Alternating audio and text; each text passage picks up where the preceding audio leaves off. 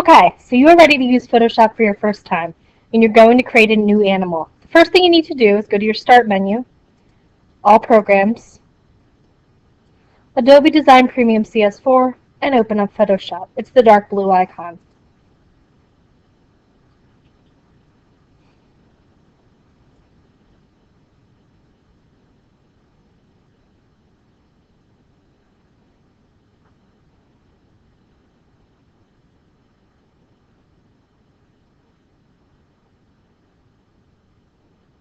As soon as Photoshop is open, you're going to hit File, New to create a new document. You're going to title this document the period number of your class, your last name, and the word New Animal.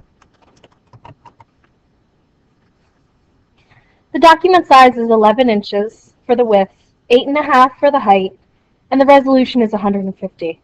The color mode should be set to RGB, and the background contents should be set to transparent. Go ahead and hit OK.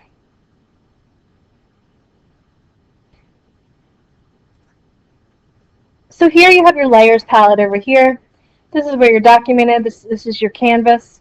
We need to open up some pictures that we're going to use within our canvas. So we're going to hit File, Open. They're on my desktop. Here's the cow, File, Open, and the tiger. They may be located in teacher class files for you. The first thing we want to do is put all of our photographs into our canvas so that we can close out of these photographs and we don't need to deal with them anymore. Use your black move tool. You're going to pull this off the toolbar and you're going to select your canvas, click actually onto your pod, onto the tiger, click and let go and drag. I didn't do that right. Click and let go, you'll get the plus and you'll be able to drop your tiger in. Go ahead and close your tiger now. For your cow head, click, drag, let go. Click, drag, and drop. I have to check my image size. Image size. Just making sure that my document was set up properly. You don't need to do that. Okay, so what you're going to do next is you're going to use your move tool and make sure Show Transform Controls is checked. That's this little checkbox right here. Make sure that's checked. You don't have to have auto select on, but please make sure this is checked. What you're going to do is you can click on your tiger and you're going to stretch him. You won't have the little squares to stretch if that button is not checked. When you're done stretching, hit enter. If you want to constrain proportions, meaning keep it the same scale and not have the tiger warp, hold the shift key. Now let's label this layer tiger. As you can see, in Photoshop you have different layers. Your layers are kind of like pieces of paper on top of each other. So we have layer 1, layer 2, layer 3. Layer 1 is empty, layer 2 is your tiger, layer 3 is your cow head. So you can turn them on and off if you don't need them. You can turn it off when you're not working on them. It's kind of nice. So double click on the word and relabel your layers. It's always important to stay organized and have everything labeled. So with my cow head, I want to shrink that so it approximately fits. Actually, we're not going to shrink that yet. We're going to delete the background. The first thing I want you to do is use your magic wand tool. In Photoshop, you have lots of different tools that create selections, like the quick selection tool. It works like this. It'll create a selection at a time. You can keep adding to the selection. Okay, and that would be one way to delete the background. Another way is if you hold that down, you have the magic wand tool. You can click here, click again, and hit delete on your keyboard. That's another way. Go to select, deselect to get rid of the bounding box. We want to step backwards. Edit, step backwards. You can always hit edit, step backwards to undo anything. Select, deselect to get rid of that layer. And then the last tool I want to show you, so I showed you quick selection, magic wand. You could select the background and hit delete. That's one option. The one that I want you to use today is I want you to try your eraser tool or magic eraser tool. Actually, just try your magic eraser. It's much easier. So you can just click, and then the solid color will disappear. It only works if your area is solid. So that was very nice. So anyway you swing it, delete that blue background. You're then going to click on your black selection tool again, your black move tool, and we're going to fit this cow head onto our tiger. We need to flip it over. We can actually click right here and just flip it over just like that. And we'll shrink it so that it fits the tiger. Again, if you want to rotate, you kind of hover over one of the corners, any corner, and you'll get the arced arrow. Once you have the arced arrow, you can rotate. I still need to get a little smaller. It's okay if you have some tiger fuzz sticking out. I'm going to show you a way to get rid of that. Like here I have his back and his ear and stuff. That's fine. I'm going to show you a tool to eliminate that. Okay, so the next thing we're going to move to is the eraser tool. So we started with the magic eraser. Let's go to regular eraser, straight up normal eraser.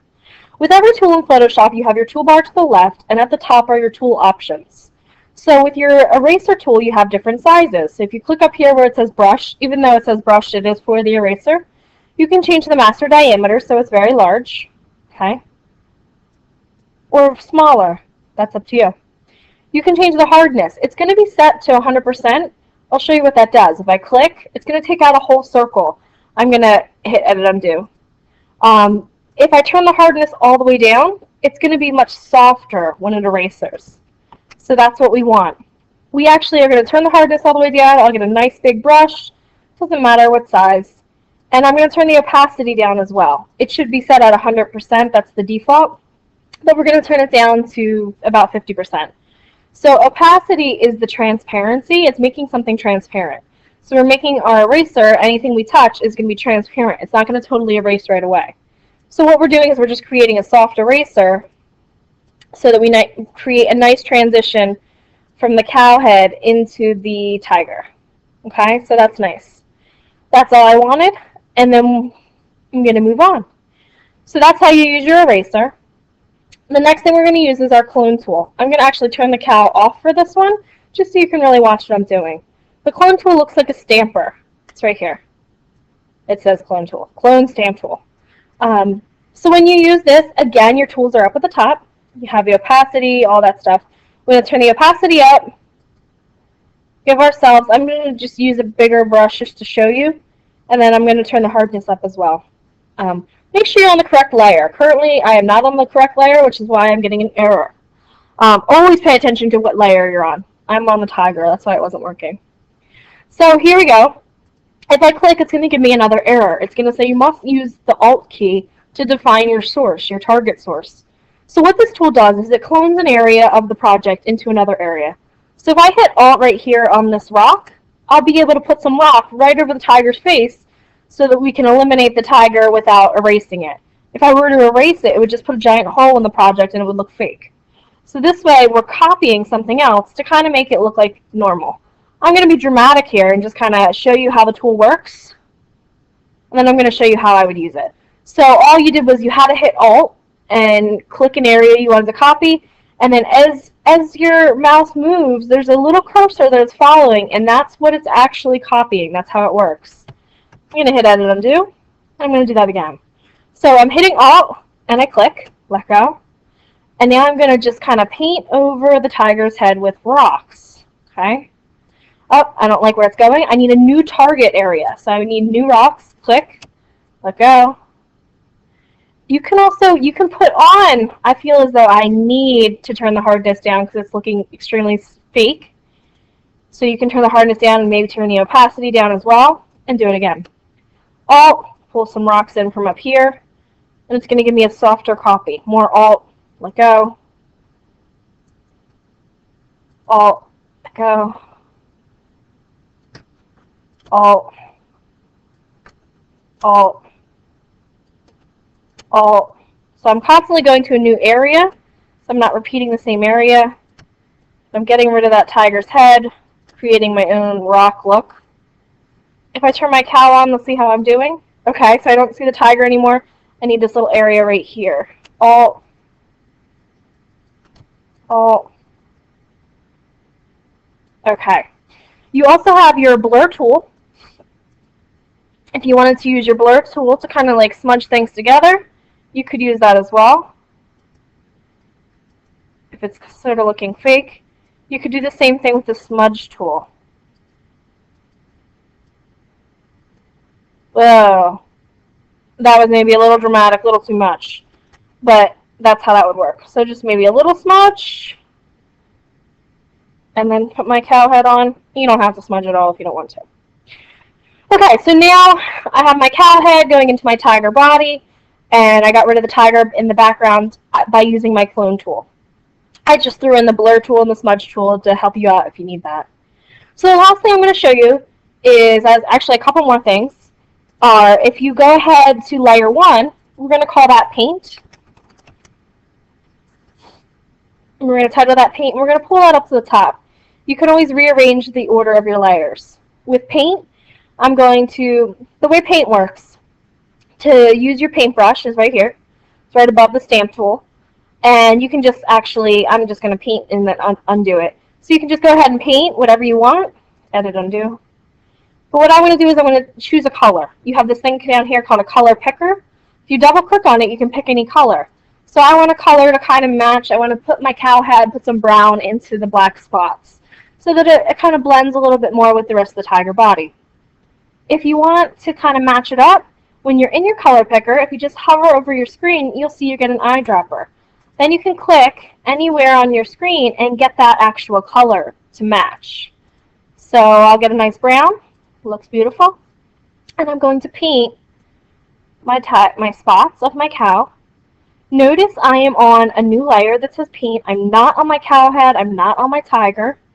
I need my cow turned on so I know what I'm painting.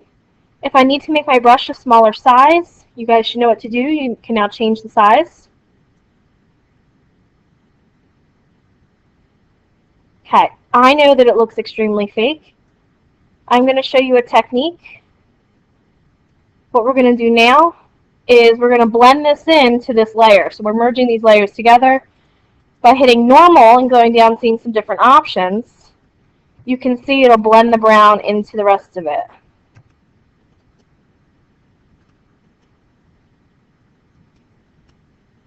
I think soft light looks nice. And then once that's on, you can even add some more color and kind of blend it in. I might need an eraser. It's getting a little fake. Eraser. Oh, my opacity should be turned up. It's not really erasing. Okay. So it's subtle. I was trying to make it look natural, so it's not a dark brown. It's just something nice and light. A subtle change, a way to kind of match the color if you want. Just one option. All right, moving on. The next thing you're going to do is you're going to go to Google. And once you're in Google here,